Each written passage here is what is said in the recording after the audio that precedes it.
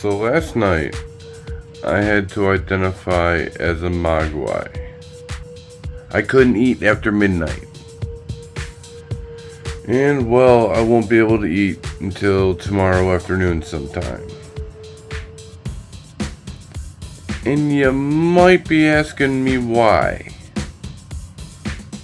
Well, Dirty homeless scrub, dirty homeless scrub.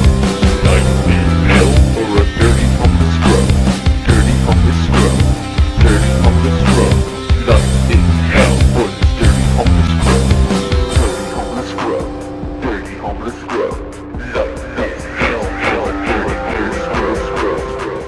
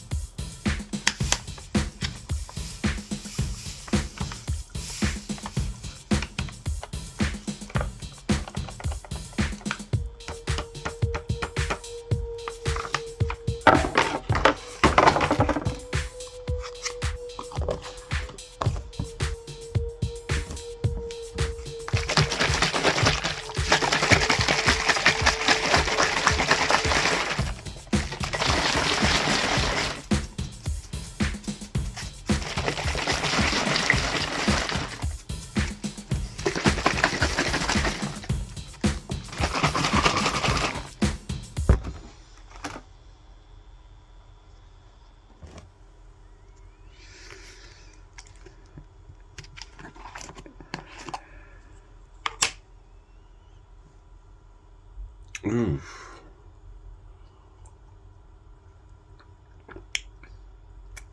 Oh God, this is gonna be rough.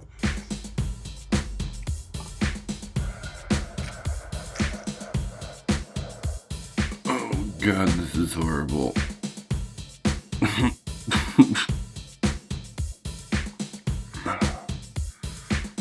Been about an hour and a half after I drank that shit. Oh boy.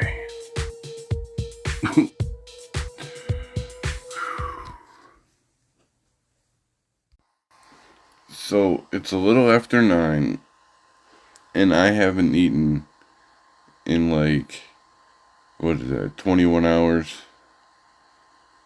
I'm hungry. Now see, I've done that several times. I've gone without eating for a day and a half, being homeless. But now I'm not just hungry, I'm empty. Emptying. So it's much weirder. My stomach is a lot more active now that there's like nothing in there. Ooh, this is difficult. I want to eat something so bad. I still have to wait at least, let's see, in 12 hours is when my procedure is. I'm gonna have to wait for like 14 hours to eat something.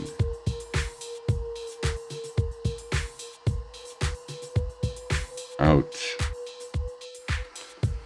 So now that it's after midnight, I can't even have anything to drink. I've got to act like a Mogwai again until 6 hours prior to my procedure. Then I gotta take the second dose. I gotta mix this. There's 2 of them. I gotta mix them with water. And that's all I could drink until after the procedure. Nothing to kill the aftertaste. Nothing like that. Yikes. Well, for dose 2, there's 2 pouches.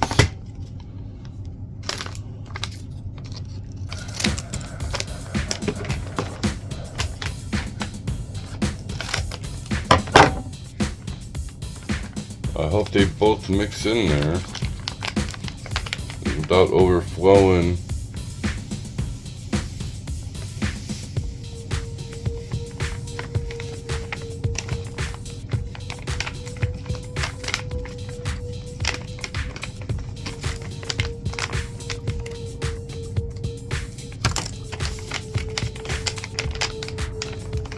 This one didn't completely. Come on. There we go. This one all out.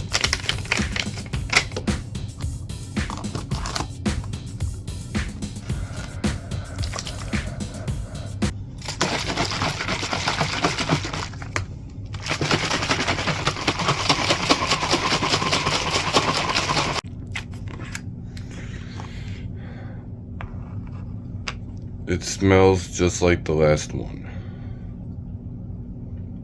I wonder if it tastes the same. Hopefully, this will make me feel less hungry. Put a little something in my gut.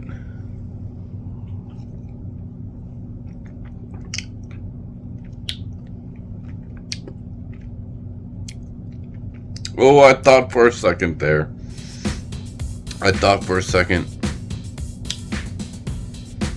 This one kind of tastes like fruit punch. Salty fruit punch.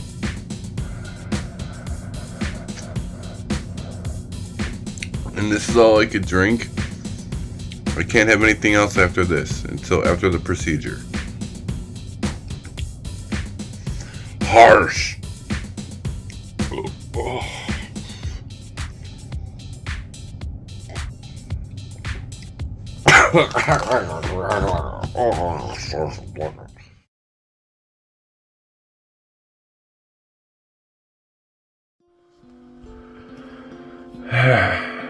So, the procedure's done.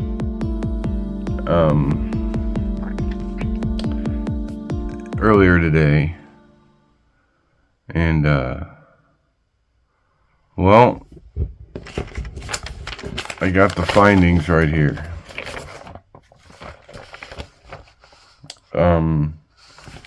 First, before I read the findings, do you guys even know what an upper and lower GI is?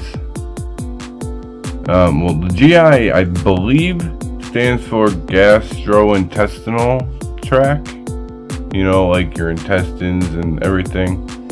So the upper GI would be the upper part of that. And the lower GI would be the other end of that. Yeah. So I had procedure done. At least I was asleep for it. Because they give you, I got an IV. You see that dot right there? They give me an IV in that vein. And I was already tired when I went in, because I practically pulled an all-nighter because of drinking that shit. Had me in the toilet a lot. And well, so I was already tired, right? And because of the upper part of the GI, they had to put a mouthpiece in, so it would prop my mouth open, and they can get in there easier. So I remember laying down on my left side, put this leg over this way, keep your right leg straight. And as I had that thing strapped to my mouth like a ball gag, but you could breathe because there's a hole in it. It's like an opposite of a ball gag. Anyhow, I'm laying there. I'm like, okay, don't break a tooth. And I didn't even feel dizzy. I just woke up. It's like, how'd that happen? How did I go from laying on my side with this thing in my mouth to all of a sudden there's nothing in my mouth, and I'm in a different room? That's weird. Like, I remember I've had surgery before, so I remember the breathing and count down from 100 and not even be able to make it to 90. But this way is much quicker. I didn't even think about counting. I just laid there half comfortable on that bed and just didn't even notice I fell asleep. But anyhow, the findings. I'm going to do the upper one first. the findings. Okay. Findings of your procedure are as follows. Z-line irregular in the distal esophagus. Biopsied. I don't know what the Z-line is, but mine's irregular. Gastritis. Biopsied. Now, the doctor read this all to me, and if I had questions, he did explain them, but I was still half groggy, so I only remember some of the answers, the important ones. The examination was otherwise normal. Biopsies were performed in the proximal esophagus and the mid-esophagus. Dilation performed in the esophagus. Remember earlier, like months, almost a year ago, I was talking about how I was having problems swallowing things and it felt like there was something in my throat? Well, apparently, the things in my throat, they just did biopsies and took them out. And then they dilated my throat, my esophagus, because it was a little bit tight. So they stretched it out a bit. Hopefully that works. I'll find out when I go to bed tonight. But it comes with some pictures. And this is the best I'm going to do to show you. Because I don't know how cool that would be just to throw them in your face. That's my esophagus. These are dark because the lighting wasn't right. But otherwise, it's beautiful esophagus.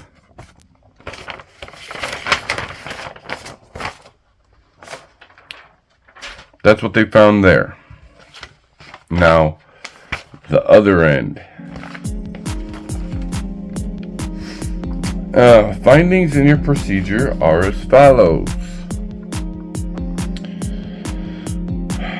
Are you ready? 1 8mm polyp in the cecum removed with a hot snare, resected and retrieved. 1 diminutive polyp in the ascending colon removed with a cold biopsy forceps, restricted and retrieved. 1 10mm polyp at the hepatic flexure removed with a hot snare, resected and retrieved. 1 15mm polyp in the sigmoid colon removed with a hot snare, resected and retrieved. That's 1, 2, 3, 4 polyps. Diverticulosis in the sigmoid colon. That's where there's all these sacs that are on the wall lining, kind of like the opposite of a bump, if you will, in the linings that collect matter. Tumor in the rectum, biopsied and tattooed. And non-bleeding internal hemorrhoids.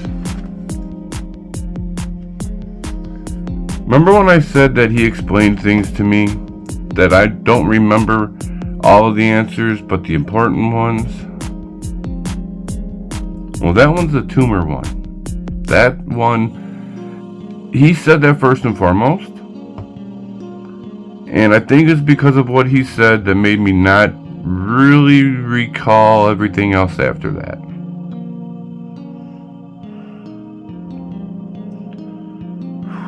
He said the tumor could be cancerous. He said there could be cancer there somewhere. Or it could be cancerous. I don't want to scare you, but it could be cancerous. Well, if you don't want to scare me, why mention it? Why not wait till I come back in a week and then tell me, huh? Why do I have to have a week of waiting period of you not scaring me? You know, that kind of does the opposite effect. When you say, I don't want to scare you, but it could be cancerous.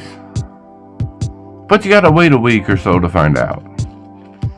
Motherfuckers, stop doing that. Like, now I have to wait a week to find out if it is or not. If it's malignant or benign. If it's cancerous or not.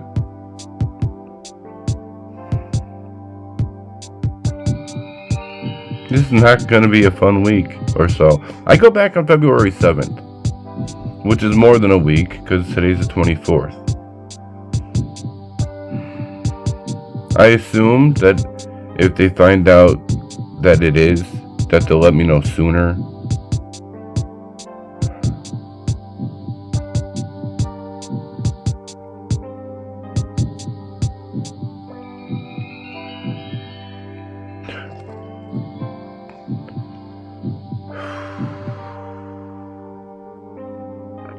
Yep. That's what happened.